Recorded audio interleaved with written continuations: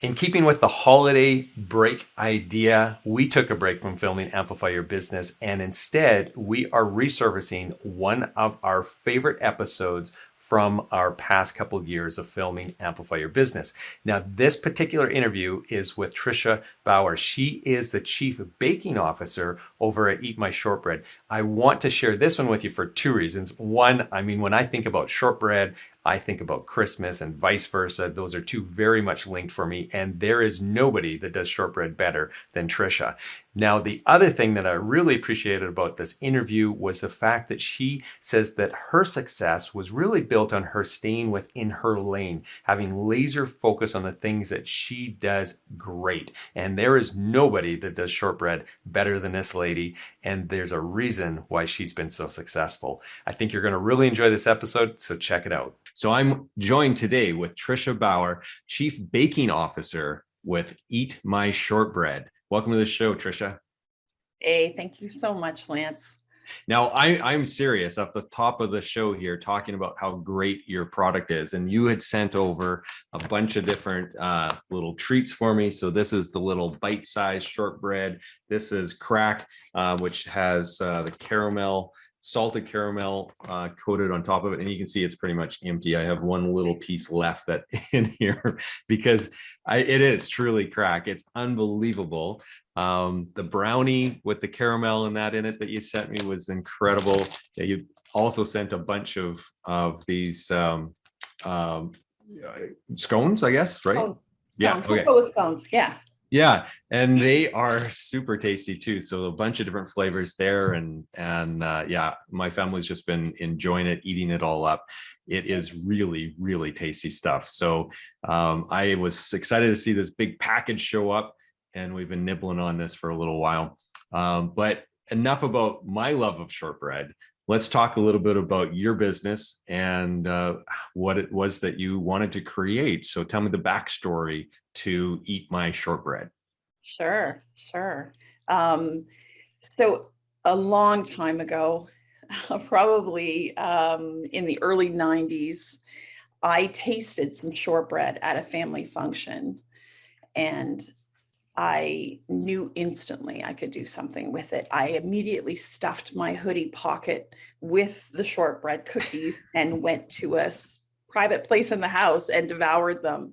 So this was a family recipe that had been in the family for generations, but I had never tried it.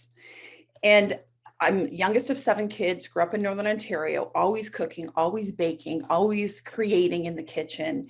And as the daughter of 2 entrepreneurs, I knew at some point in my life I would want my own business. I just didn't know exactly what that would look like. I was a career person in Toronto for a long time, working with families and individuals with developmental disabilities and mental health disorders. And at that time, I moved in the direction of creating this business on the side and producing for people if they asked at Christmas time. And then it was sort of by 2014, knowing, yeah, like it was a long road, it was a long hustle, but knowing I wanted to do something special with it. Yeah. Well, and so what inspired you to do so many different things with the shortbread? Because the typical shortbread cookies are pretty plain, right? And I mean, you have the bites, which are just shortbread, but by adding the other elements to the shortbread that you have, it's absolutely takes it to a totally different level. In my business, much like in my life, I knew that I wanted to put something out in the world that was a little bit different from what was out there. So something unique, something where I did not cut corners, and something that I created so that because then I would be accountable for it, responsible for it, but I could also take all the credit because Yeah. I made it, right? So when I opened my bricks and mortar store in 2015 in Oshawa, Ontario, at the time, I was like, I'm not going to be like Krispy Kreme where people come just for the donuts. I'm not going to be there yet, right? Even though in my mind, I'm like, people are going to be lined up for miles just to get the shortbread out of the oven. Realistically, I knew that I had to have other elements to my bakery. And I actually started with my own soups and sandwiches and salads, and I did all this stuff until about 2017 and recognized if I wanted to do this seriously, then I needed to focus on baked goods. Hmm. Um, so pulling in those elements of the scones, like mastering the scones, the salted caramel brownie that you tasted, our cookies, our standalone cookies like s'mores and chocolate chip, like all of these recipes I've created or culled from other recipes that have worked for me. And just knowing that people love something that's different and unique, but yet familiar. Yeah. So with the salted caramel, that seems to be a bit of a theme that goes across a couple of the different baked goods that you sent me anyway. Is that kind of the signature flavor then that you have with your business, or is it just happened Um, you sent me a couple that were that? I definitely sent you our top sellers. Okay. And the funny story about the crack is that at the end of 2017, we did the Toronto Christmas market. And our shortbread looked a little different then. We've sort of revamped and streamlined things now. But back then, we had created so much product due to a production error on the spreadsheet. And my husband takes full responsibility for that. We had created so much shortbread that in January after the event, I was like, oh my gosh, like I can only donate so much to the food bank. And I didn't really know what to do with it. And then after some discussion with friends and family and Greg, my husband, I was like, you know what, let's do Christmas crack. And I don't know if you're familiar with that, but with the saltines and the brown sugar, and you bake it in the oven. And I was like, I'm going to create crack, but I'm going to make it elevated because I'm going to use my shortbread. Yeah.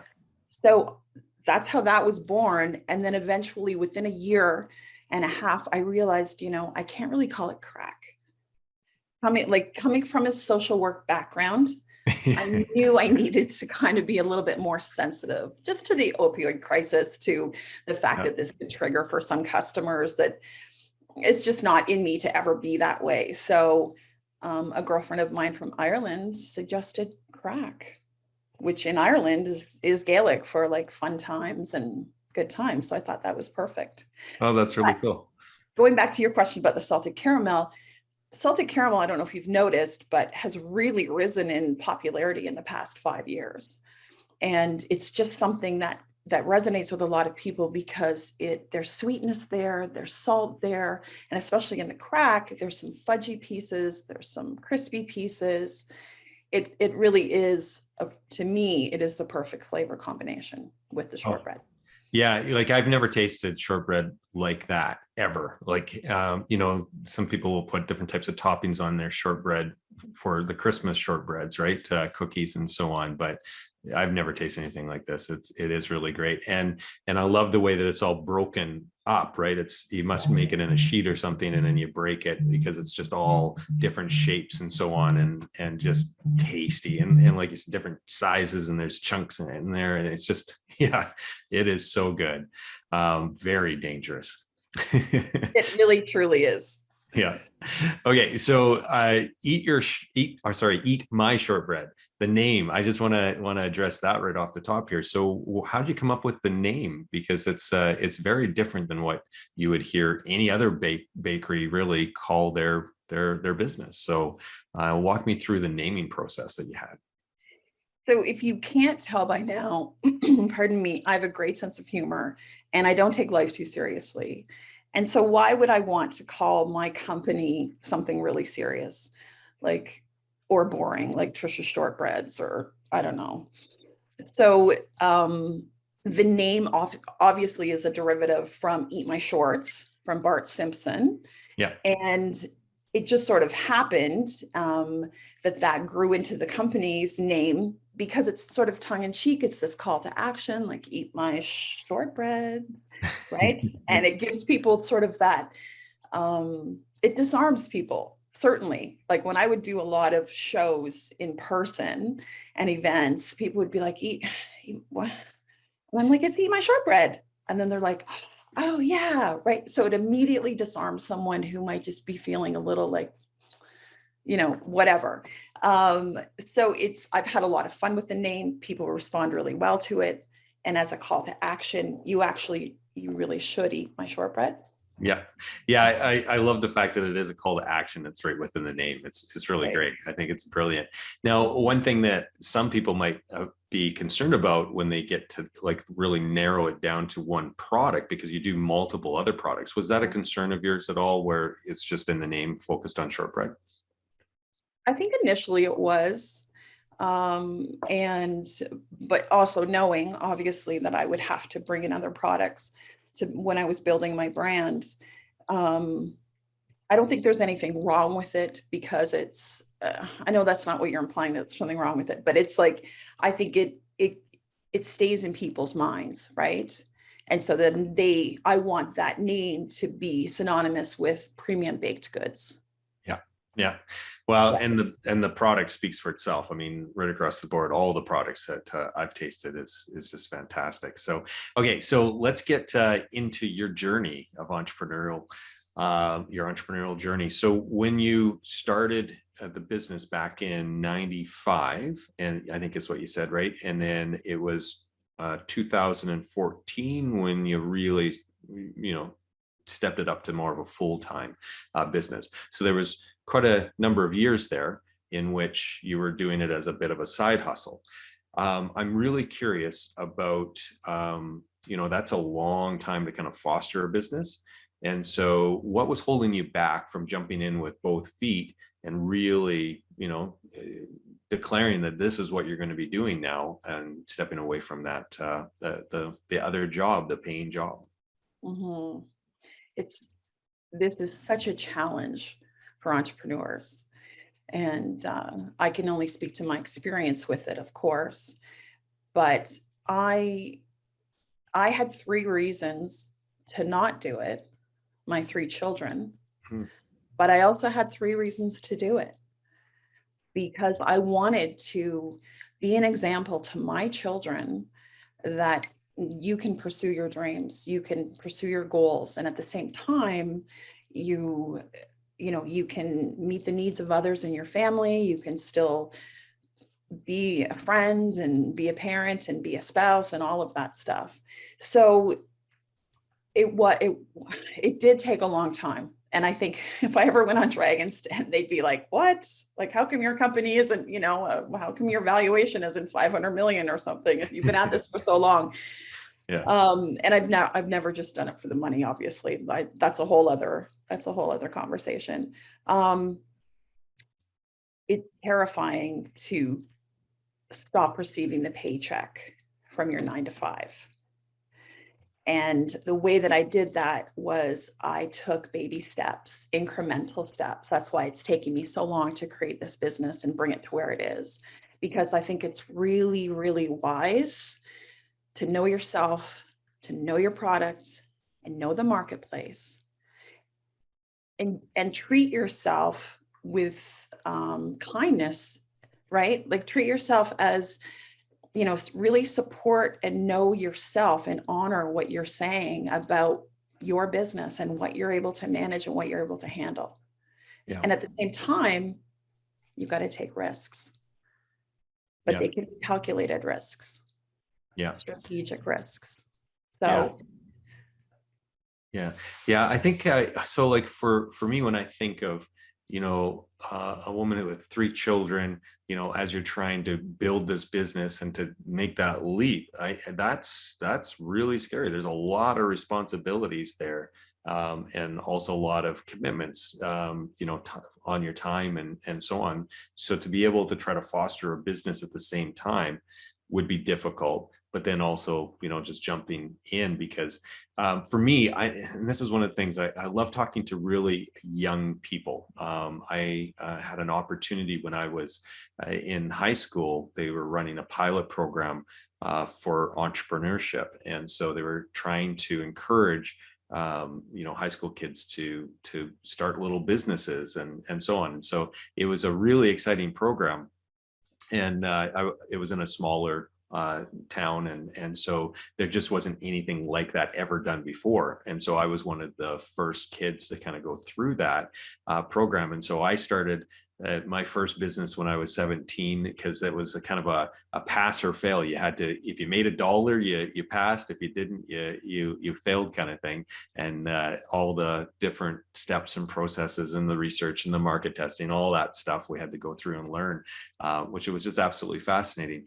But I tell young people, like, you have the greatest opportunity to be an entrepreneur at that moment in time, before you have a family, before you have the mortgage, before you have all these things, especially if you can be living at home and be able to create something too. You have so little expenses. And so the risk of failure is so incredibly low.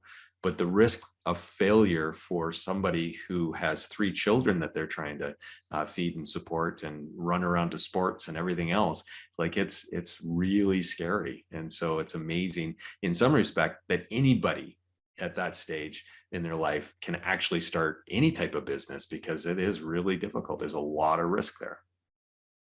There really is, and it's not for the faint of heart. You know, I was solo parenting at that time, and working and just sorting stuff out.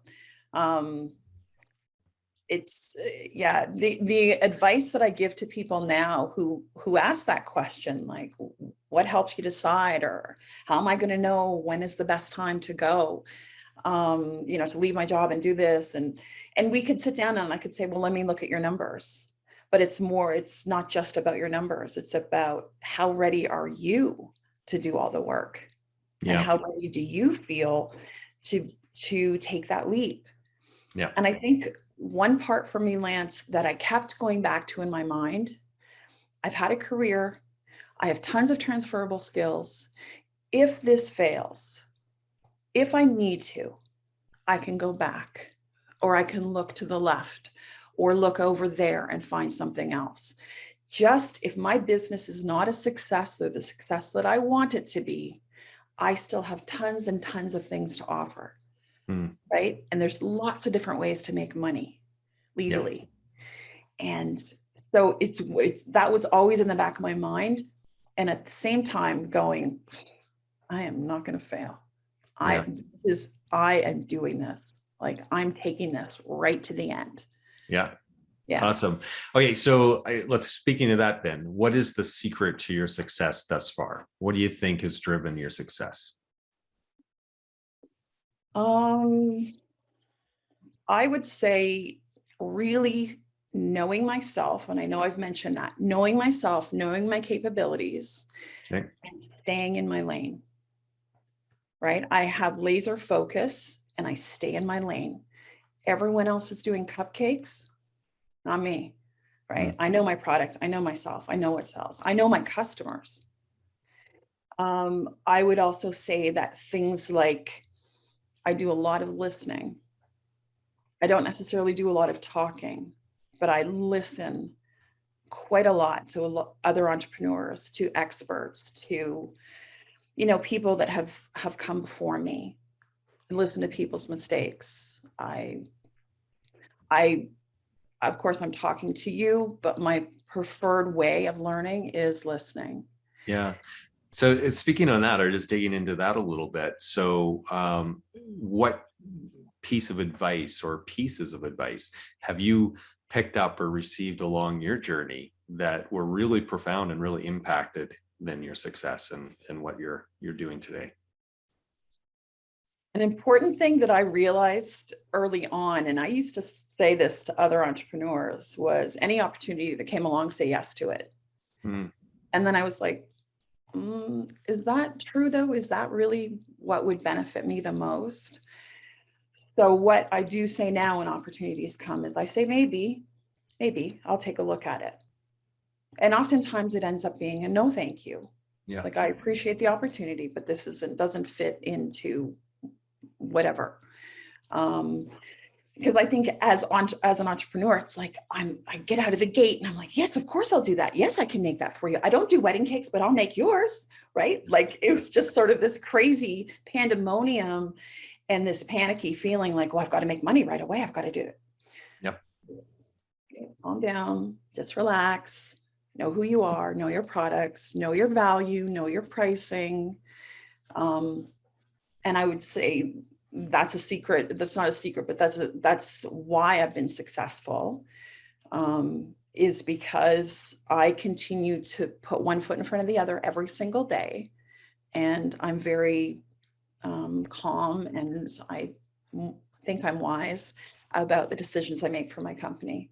Yeah, yeah, that's a really great piece of advice because I've heard the same thing before from other people, especially in the early days. And it's so easy to fall into that as a new entrepreneur or a business where you're struggling to try to get the revenue going because in the early days it's tough because you're not known, right? Your product isn't as refined. You don't have a bunch of people who have already used it, purchased it, or whatever, right? So it is really difficult to be disciplined enough to not say yes to all of those potential opportunities that take you, like you said, outside of your lane, essentially. And those are distractors because, one of the, which is really tightly related to your piece of advice is that I've been given before is that you really, everything that you say yes to, you're saying no to everything else, right? So when you say yes, you're committing because you have one single limited resource, and that is time. And so you cannot do all the other things that you could potentially be doing with that same amount of time. And so that distraction, yeah, it might, yeah, give you a little extra bump in revenue or something, but in the long run, is it a strategic mistake essentially that's going to divert you out of your lane, divert your attention away from really the end goal, and make it much more difficult and tougher to achieve the success as quickly as what you could if you stayed strategic and within your lane and really focused, the laser focus part of it. And so I've done that many times where you start chasing down, a direction, and then you kind of you get so caught up in it, and then you kind of lift your head up after weeks, months, whatever it is, and you go like, how the heck did I end up over here? Like I zigged when I should have been zagging or something, right? Right. It's Totally. yeah, it's really interesting. So I love that piece of advice. Now, just thinking back on your journey, I'm sure because you've been at this for a number of years now, there had to have been some mistakes along the way. And I think the best learnings come from the mistakes. Do you have any mistakes that maybe you can share with our audience so they can hopefully learn from that and avoid making the same mistake? Where do I start? Where do I start? Gosh, There's more than just one then, is there? exactly. I think I emailed you a list of about 101. Um, a couple of things that come to mind right now would be forecasting. Mm, Um, and just in a general term, trying to forecast when you're starting out, it's so difficult. yeah, Like forecasting sales, forecasting supplies, forecasting, events, all of that stuff, and your time, because we often underestimate that, how much time it's going to take me to do something. I mean, if you're a parent, your life is basically a series of unfinished tasks, right? yeah, And you're just like, how much time have I wasted on this? As an entrepreneur, same, because you end up just going, what? Okay, no, oh, just like we were talking about, all of a sudden you're at a dead end and you're just like, how did I get here? yeah, So I've made a couple of mistakes with forecasting packaging. So, for example, when we did the Toronto Christmas market, we were like, let's get packaging, let's do it. So we did it great, spent a lot of money, got a lot of packaging. And to this day, I still have a lot of that packaging. So that when I get, requests for donations, I'm like, yes, we'd love to give you to you individually packaged in our packaging because I have so much of it. So there's that part of it where I was just like, yeah, that could have been good if I did the math a little bit better. Um, Another mistake that I found I was making is that I was not making any time for myself, mm, starting out and being a parent and, moving and dogs, pets, all the things, right? Aging parents. I was doing everything for everybody else on every single thing, yeah, but not doing anything for me. Yep. Yep. So I had to learn that, finding joy in things, going for walks, like all of the things that you would think about with self-care. But for me, it's also reading or meditating or spending time with friends or just closing down my laptop early. Yeah, I think that's a really, really good point. Especially, I think there's a big exclamation mark that has been placed on that statement through COVID, right? Yeah. For entrepreneurs in particular, I think because at the beginning of COVID, nobody knew what was going to happen. All the spending kind of stopped. Now, your industry may be slightly different because maybe people were turning to the premium baked goods as a comfort food, and so maybe you were seeing some actual benefit from that. But there was so many other businesses, mine included, where the phone just stopped ringing for a few months, and so it was really, really scary as to, okay, well, what's going to happen, what's around the corner here. And so then it was just, threw myself into it, just worked.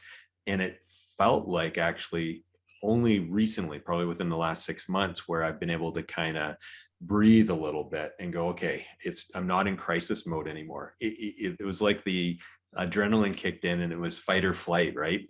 It was survival response. It's like I have to do everything. And I didn't do a good job of self-care in the early part of the pandemic in particular. So I like that you mentioned that, because I think there's a lot of people out there that really were burnt out or are feeling burnt out today. And so, yeah, getting that back on track, the self-care is going to be really important for a lot of businesses. And if we're not healthy, if we're not in the right state of mind, we can't lead our businesses. We can't keep on strategy. We get distracted more easily. There's so many negative things that are going to happen if the leadership of the company is stressed right out and overtired and yeah, just burnt out. Yeah, absolutely. One Yeah. thing I did learn in the social work career that I had is that you want to be able to create a plan for yourself. And I would do this for families and for individuals, but I create a plan for myself so that when a crisis comes up, I'm not reacting, I'm responding. And I think there's something to be said about having just a few things in your back pocket, just in your toolkit about ways that would help yourself and your family and the people around you who are living with you. But I know that every January, and certainly the past 2 Januaries, I really, really struggle with motivation Hmm. because I'm burnt out. I'm a Yeah. last quarter business typically. Yeah. So by January, I'm like, I can't go on a vacation right now. So what do? I just, you know, go to my room. Yeah. Yeah. Yeah. It's So really breathe easy to fall down. into that. Yeah. Yeah. Yeah. Yeah. So I'm just curious about, if you had the ability to go back in time at any point within your entrepreneurial journey. Okay. So right to the very beginning or right to 2014 when you were really jumping with both feet. So tell me a time in which you would go back to, and what would you tell yourself then based off of everything that you know now, having lived through it already? Oh my gosh, that's a great question. So many things, like just so many things, like don't buy that piece of equipment. You don't need it, right? You don't need a whatever it was that somebody talked me into. Or you don't have to have matching t-shirts when starting out. Like you don't have to have a uniform and you don't need keychains for your business when you're starting out. Um, I spent so much time worrying about my branding and building a brand. And I was so fortunate to have my logo designed by an international advertising company in Toronto, and they did it pro bono if Awesome. they could use it in their branding. I'm like, yeah, I think you can. That's okay. Go for it. Um, so I spent a lot of time worrying, oh, should I get t-shirts? Should I have mugs? Should I have this? Well, how about this, Trisha? How about you make some shortbread and then you sell it, Yeah. right? So things like that. Um, Make sure if you're hiring people, make sure you hire the right people, and Mm. make sure that they're smarter than you, right? You Yeah. bring people in that will elevate you, elevate your brand, elevate the workspace and the culture. That's what you want. How do you figure that out, when you're in the interview stages of that hiring process? Any tips? Uh, yeah, I would. I love it. I love it when people that I'm interviewing ask me questions that it's not just so, like, how much do I make per hour? Or what time do you guys close? Or do I get a discount on baked goods? It's more about, Trisha, where would you see me in your company in 5 years? Or is there room for movement? Or I have a degree in this. How do you think I would utilize it in this position? Yeah. Things that show me that you're interested. Yeah. And I often say to my staff, like, I don't have a big head office that funnels money into my bank account. Yeah. Like, whatever's happening here in the bakery, any mistakes that get made, I have to eat them, Yeah. literally and figuratively, right? Like, they come out of my pocket. Yeah. So there's nobody funding this but me. Yeah. Yeah. Yeah. And so you want to, yeah, you definitely need to have somebody that is very interested, has, like you said, a good head on their shoulders, and are really taking the initiative, right, to help Yeah. you grow the business. Yeah. Yeah. Yeah, really cool. Well, thank you for sharing some of that. I mean, sometimes it's really difficult to share the mistakes and some of the sensitive history, right? Because Sure. as an entrepreneur, I can't tell you how many mistakes I've made, and how embarrassing some of them are. It's like, I totally knew better. I tell people, or I've coached people to do the exact opposite of what I just did. Like, what the heck was I thinking? But you get caught up in that sometimes. Yeah. Yeah. So how do people find then you? Like, how can somebody buy some crack? This stuff is so Okay. good. Yeah. So certainly online, eatmyshortbread.com. I have a very robust e-commerce business. That's really what saved me during COVID, is I Yeah. had all of that set up before COVID took over our lives. And so I saw a real increase in online sales, which was amazing. So Yeah. amazing. Great. In Ontario, we are in Sobeys and Foodlands, select Sobeys and Foodlands across Ontario, as well as some other smaller retails. We're launching with Loblaws in Ontario, probably by June. So that's cool. Yeah, that'll be big, eh? Yeah, that'll be big. And it's always been my tagline to say to have a piece of shortbread in the mouth of every Canadian by 2020. Yeah. I've said that for probably 9 years. Well, COVID had other ideas, but now I can say it's my goal to have a piece of shortbread in the mouth of every Canadian by 2022. Okay. It's about being flexible Yeah. and responding. And so my goal, of course, is to be a national brand in the next 2 years. I think it's all coming, it's all happening, and all the learnings that I'm doing now and all the learnings I did before are all coming at this point, because I've done that work and I've learned those lessons and still learning. Well, I tell you, all it's going to take is each Canadian to have a little bite of this, or any one of your other products, and I think you're going to see the just wild success, because it is truly taking shortbread to a whole different level. And like I said, I grew up with a mother who is just an incredible baker. She would make all kinds of treats, and yeah, this is a whole nother level. It's really, really great. So I encourage everybody to rush over to the online store, and that's eatmyshortbread.com, right? Not .ca, .com. .com. That's right. .com. And And Lance, purchase them. Yeah. yeah, and I have a discount code for first time purchasers. Oh, excellent. It's Bake Me Happy 10. Okay. And it's a one-time use code for new customers that come on, and it gives you 10% off your first order. Excellent. Bake Yeah. Me Happy 10. Okay. Mhm.